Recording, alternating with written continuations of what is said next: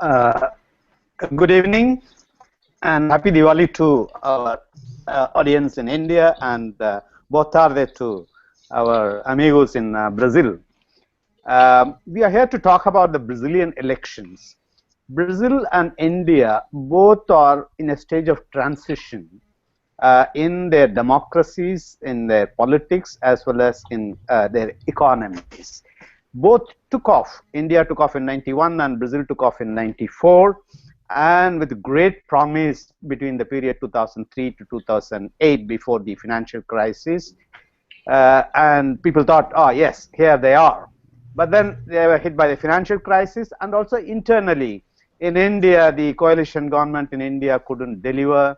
And in Brazil, the change from Lula to Dilma, it coincided with the end of commodities boom, and the growth has stagnated and there have been problems. And then now we come to 2014, and before that in 2013 we had corruption and middle class protests in India and Brazil, and that raised expectations for a change. And in 2004 India voted for change. We have got Narendra Modi, who has got majority, and he has revived India's promise of power and economy. Now, on the other hand, in Brazil, it's a bit disappointing because after the 1 million people protest in Sao Paulo in 2013, we find that there have been some votes for status quo. So we are going to discuss the election results, which are of the first round, and the election is going to take place the second round in on 26th of October. We have got three experts with us. We will start with Datesh Parulekar, who is the scholar on Brazil and Latin America, and he is also a member of the BJP Foreign Policy Cell. And second, we have Mr. Shobhan Saxena. He's the first ever Indian journalist to be based in Brazil to give a first-hand account from an Indian perspective. And then we have Rakesh Vaidyanathan, president of the J Group. He promotes business between BRICS countries, and he has successfully promoted business between India and Brazil in a number of cases. So we'll start with Datesh Parulekar first.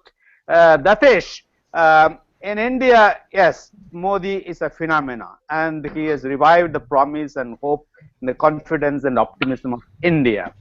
So it's clear. Now, he is looking at Brazil for a partnership with which he can advance his global agenda. But as I said, Brazil has not exactly voted for change yet. I don't know if they are going to do it on 26th of October. But even if they vote for change, say for Neves, there is a problem, because whereas Modi has got majority in the parliament and also winning the states, there is more political fragmentation in the Congress. We have from 22 to 28 parties in the Congress. So it's going to be the same coalition problem. So we cannot expect any dramatic change in Brazil. So how do you look at it from an Indian perspective? Yeah, thank you, Ambassador. Thank you for having me here, and happy Diwali to everyone in India and Brazil. I think you've drawn some very interesting parallels in terms of Brazil's trajectory since '94 and India's trajectory since '91. It's quite interesting as you talked about the pitfalls of a divided government. That is something that India will have to put up. But I think some of the apprehension and skepticism about Brazil's turn to the right may be a little unfounded, because I think while there are a lot of concerns about Neves is political authority, or for example even the fact that he might actually veer towards a big business, I think the victory of Mr. Modi has shown that a move to the right can also mean a pro-growth social equity model. I think there were a lot of concerns that were expressed that even in India, that if there was a move to the BJP, it will definitely bring in growth, but not social equity, or for that matter, even inclusive development. But I think it is the quality of the economic growth model that you bring into place that I think will be more important than just the individual. As far as Mr. Modi is concerned, I think he might find it interesting to work with Ms. Neves, given that they are both considered as strong pro-growth candidates. But it will be very interesting if Mr. Neves is elected, because you will have two leaders in these two countries in the same year. And this will probably allow them to build a rapport going forward, which would allow them to script a new chapter in India-Brazil relations, just the way Lula did with Dr. Manmohan Singh in the first part of the 21st century. Talking about Mr. Modi's belief in partnerships, we've seen that he's brought a distinctive change to the conduct and the tone and tenor of India's foreign policy. Quite clearly, he believes in a partnership than a transactional relationship. If you look at all of his speeches, whether in Japan, whether with the Chinese president at home, or even in the US, he has talked about building strategic partnerships on a larger canvas. It's high time that South-South cooperation go beyond just a trading relationship or an investment relationship and look at harnessing some of the synergies and complementarities that countries have. For instance, Mr. Modi is extremely big on the use of technology, and he looks at technology transfer as being a very, very important dimension to a strategic partnership. At the same time, he also looks at being able to harness some of the complementarities and convergences that different South-South countries have in terms of being able to build a synergy that is enduring. So, for example, he's talked a lot when he spoke at the BRICS summit. He talked of the BRICS Development Bank focusing on education, focusing on research, focusing on technological collaboration, etc. So, I think Mr. Modi will be extremely keen on forging a genuine partnership that goes beyond just trade and investment and looks at building a strong foundation between the Brazilian society and the Indian society than only between Brazilian business and Indian business or Brazilian government and Indian government. Oh, So thank you very that's the much. dimensions. Shoban, you had seen the corruption scams and scandals in India.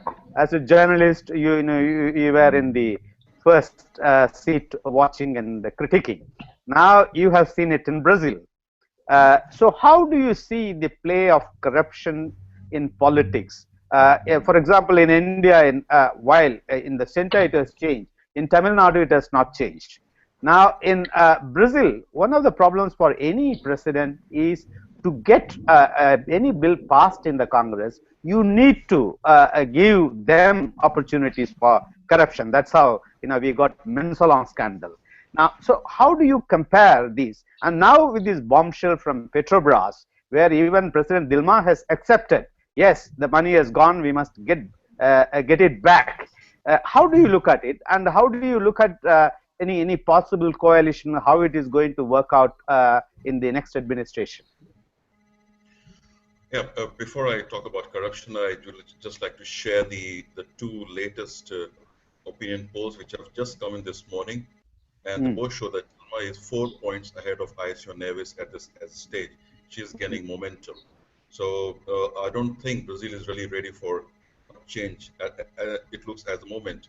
As far as corruption is concerned, I think the level of corruption in Brazil and India is very different. I mean, the scale of corruption that we have seen in India, telecom scam, $40 billion, and the coal scam going to $65 billion. We can't just compare the scale of corruption that exists in India and Brazil. I mean, what's happening in Brazil is a small loose change as compared to level of corruption in India. And secondly, I don't think this election has shown that corruption is not an issue in Brazil. If you see the results of Congress, the kind of congressmen who have been elected, it really shows the corruption issue didn't make any impact at all. And in Sao Paulo, the way Alckmin won the election in the first round with 56% votes, I mean, corruption was not an issue in Sao Paulo as well. There have been a lot of allegations against this government of being corrupt. There have been massive protests against the transport policies and all against this government, but it didn't make an impact. And the same thing, I think, applies to Petrobras also. I mean, the media here is really playing it up, but it's not making any impact on Dilma's, momentum on Dilma election. I mean, it looks not certain, but looks a good probability at the moment. The main problem in Brazil is not the governors, not the president. The problem is the Congress. Everybody knows it's very corrupt, the kind of elements who get elected, and the Congress is the main stumbling block in bringing any political reforms in this country. So I think the main challenge for the next president will be how to deal with a new Congress, the kind of people who have been elected, and how to start the process of political reforms. That's going to be a very, very big challenge. But as of now, I can see so far in this election, whether it's a post for governors or in the presidential race or in the Congress, corruption is not a big issue, although a lot of people are talking about it, but it's not making any impact at all. Thanks, Shobhan. Now let's give you a business perspective, the discussions with Rakesh. Rakesh, President Dilma didn't inspire confidence among the business people of Brazil, and somehow, she hasn't inspired confidence and optimism. Unlike in India, where there is a tremendous surge now. Now she says, of course, she will change her finance minister and she will become better.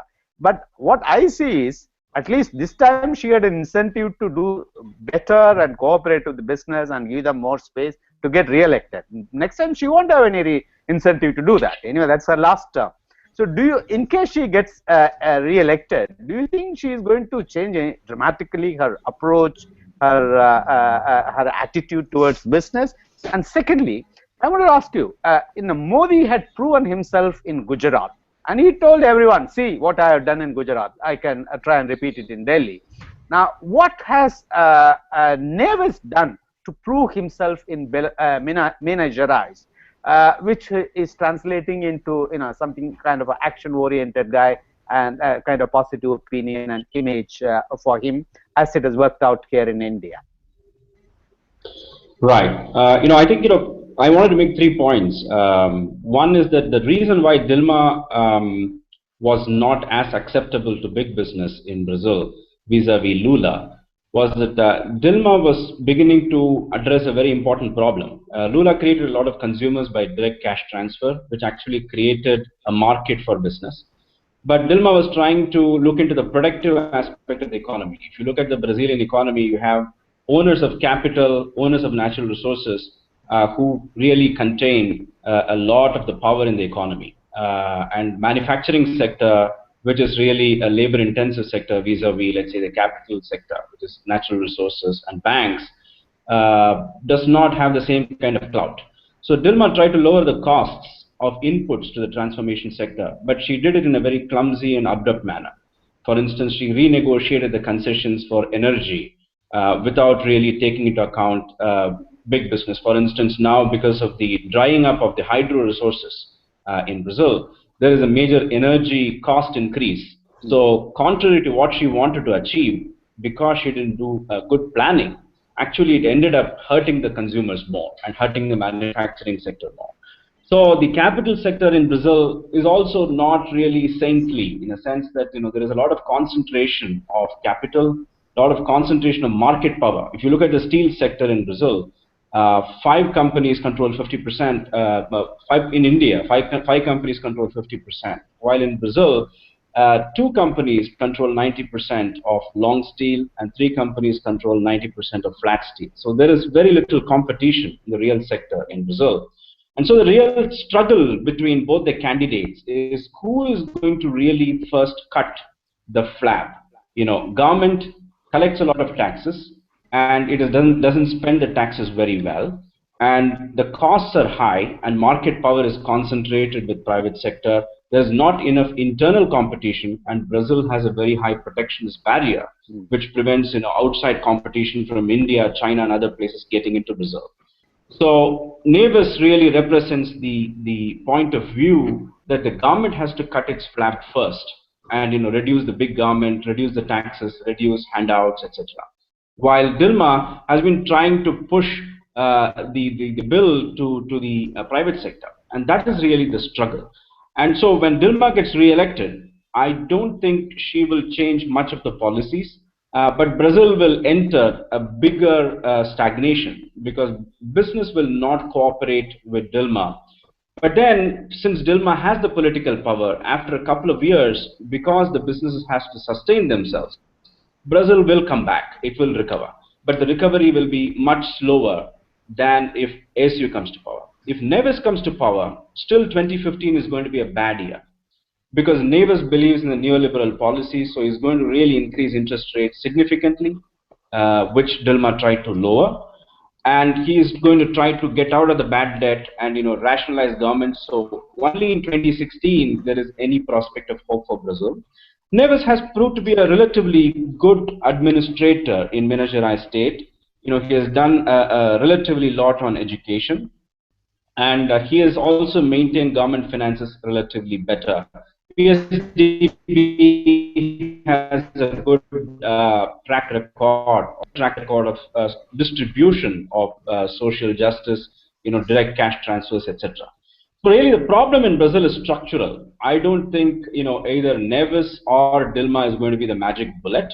But from an Indian standpoint, I think Neves in the short term will be a better bet, because India really does not have a lot of strategic firepower in Brazil, unlike China. India is really looking for Rakesh, trade. we'll come back to you. But the interesting Sure. thing is that Neves, after all his good performance, his party has lost to PT in Minas Gerais. That's interesting. That's correct. Now we'll go back to Datesh. Datesh, now Shoban says that Dilma is leading. Of course, the Brazilians changed their mind faster than the Indians. Now, her foreign policy has been marked by her passive approach, indifference to Itamaraty. Now, if she gets re-elected, I guess it would be a continuation of the status quo of partnership with India or Brazil's profile in the world, continue to be on a low key. And if Neves comes, I guess he would improve relations with Europe and the United States, and might be less inclined for South-South cooperation and less for IPSA. So, how do you look at it? Well, at one level, obviously, foreign policy emanates from your own internal strength. So if Brazil's going to go through a certain period of economic troubles and economic turmoil, this is bound to play itself out in terms of its muscle flexing on the international stage in terms of foreign policy. But my take is that if Dilma were to be back into office, this being a last term, she will want to chase some kind of legacy. And therefore, I think she's going to look at some big ticket foreign policy items to be able to prove to the world that Brazil can exercise strategic autonomy in their foreign policy.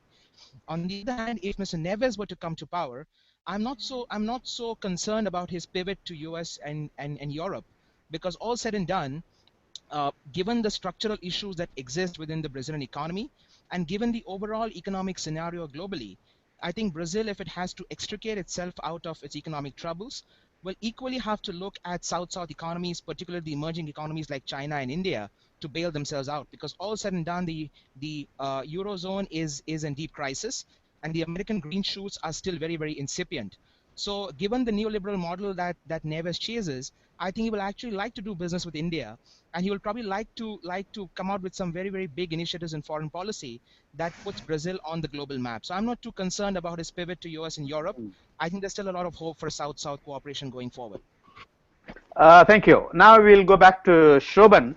Shoban, the Dilma camp is creating this scare that if PSDB comes to power, they may not pursue the pro-poor policies.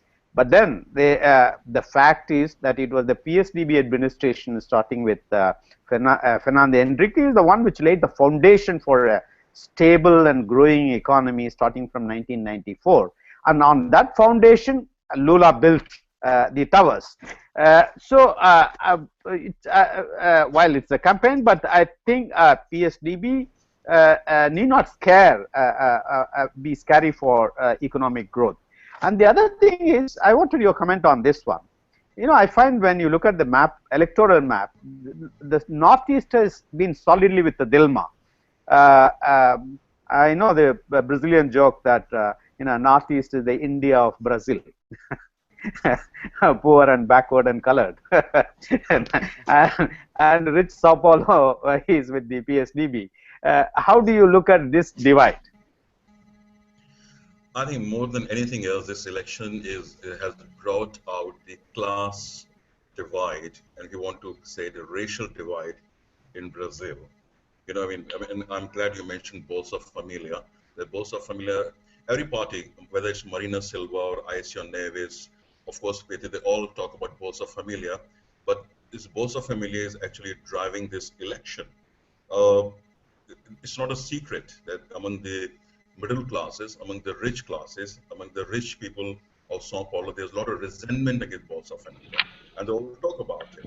and in the poorer areas of the Rio or Sao Paulo in the northeast, a lot of support for Bolsa Familia. So this election is, I think, is basically about the continuation of Bolsa Familia, and both the candidates are talking about how they're going to make it much stronger if they come to power. I mean, you mentioned about PSDB starting Bolsa Familia, and it was mentioned in the debate, the latest debate which happened 2 days back, and Aecio Neves told Dilma that we started this campaign, and Dilma told him back that you spent as much money in 8 years what I spent in 2 months in Bolsa Familia. So of course it was started by PSDB, but Lula took it, and the company changed the nature, they changed the scale of Bolsa Familia, and it has really made impact in this country. So this election, in my opinion, is a lot about social intervention, is about class divide, it's about racial divide in Brazil, which people really don't want to talk about. Nobody wants to talk. It's like caste in India. It exists, but no one talks about it. That's about Bolsa Familia. That's about the class divide.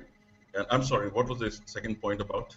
You have covered that one about the Northeast being solidly with Dilma and the rich Southeast with Neves. Yes, you explained it in the ratio, in the class divide. Yes, that's true. No, yes. The second thing I'd like to say about the foreign policy, I mean, you know, it's to be fair to Dilma, people say she has ignored foreign policy. She doesn't travel outside. She doesn't represent Brazil well outside the country. But to be fair to her, she has been focusing on the region. Her focus is very much in South America. She's more keen to strengthen Mercosur. She really believes in UNASUL. Of course, she hasn't traveled abroad. She didn't go to US because of very, reasons known to everyone, because of NSA spying on Brazil. But I think she comes back to power, which is likely to happen. I think in her second term, she'll pay more attention to foreign policy. She may travel to India and China. And she's a big proponent of South-South cooperation, and that will continue. And I think if PSDB comes to power, we'll see 2 big changes in Brazil. One on the economic front, and second in the foreign policy front. We'll see a very big change on foreign policy front. There'll be a complete shift towards US and Europe, because PSDB is a party of the old. They represent the rich white elite. Their worldview is very different. They still believe that Europe is the center of the universe. They don't really believe in South-South cooperation. They don't really believe in Mercosur. They don't believe in UNASUL, nothing. So they are going to work on this, the Pacific Treaty. They're going to shift towards European Union and US, despite the fact that European economies are sinking and there's no hope of recovery in Europe. So that thanks, Shobhan. Thank you. Now we will go back to Rakesh. You say that Brazil doesn't have hope of change, and from the economic point of view until 2015. These major structural problems like cost of production, cost of living, infrastructure, complications of tax reforms. When do you see a light at the end of the tunnel? In another 2 years, 3 years? Right. I think, I'll make 2 points. One is on this and the other one on foreign policy. The one here is basically that cost of production, there is a vicious cycle. Unless competition increases in Brazil, I don't see this vicious cycle breaking. The vicious cycle is high taxes means scale is required to do business. When scale is high, competition is less because the market is relatively limited, and then the cost goes up, and that cost means risk taking is very, very difficult in Brazil. So the only way I see this changing is increased internal competition, because both Dilma and Neves, especially Dilma, if she comes to power, she is going to continue the protectionist policies of Brazil, which means that there is relatively less incentive for the local business to improve its productivity. And so she is going to also continue the BNDES development bank driven funding for the state sectors. And also discretionary funding, which doesn't take into account competition. So the only way to increase productivity in Brazil is competition, and for that some kind of recession is possibly good, because it will force businesses to rethink the current business model. So from an economic standpoint for India, it's good if Neves comes to power, because he will relatively open up, because US and Europe, Shobhan is right, he is more Eurocentric than Dilma. They are pressurizing to Brazil to open up its borders so they can trade with Brazil more to get out of their problems.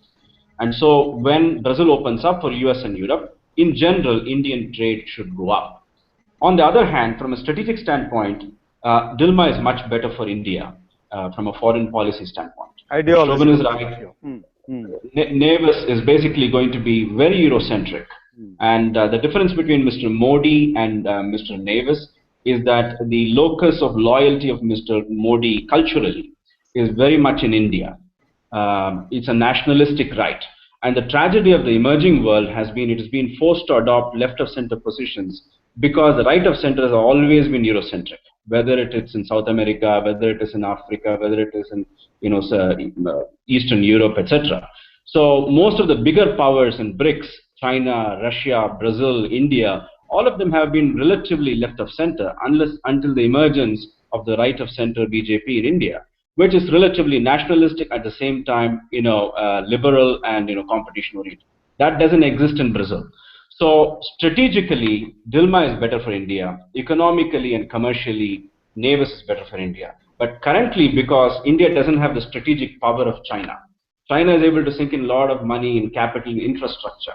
So India is not really going to compete for infrastructure building in Brazil, which is where a Dilma government will be more favorable to India. India is really looking at selling into Brazil, and Dilma will increase protectionist barriers. Neves will lower them not because he is friends with India, but he is friends with the United States and Europe.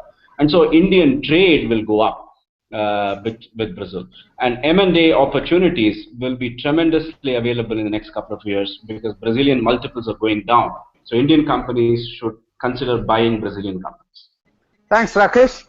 Well, now it's time to conclude.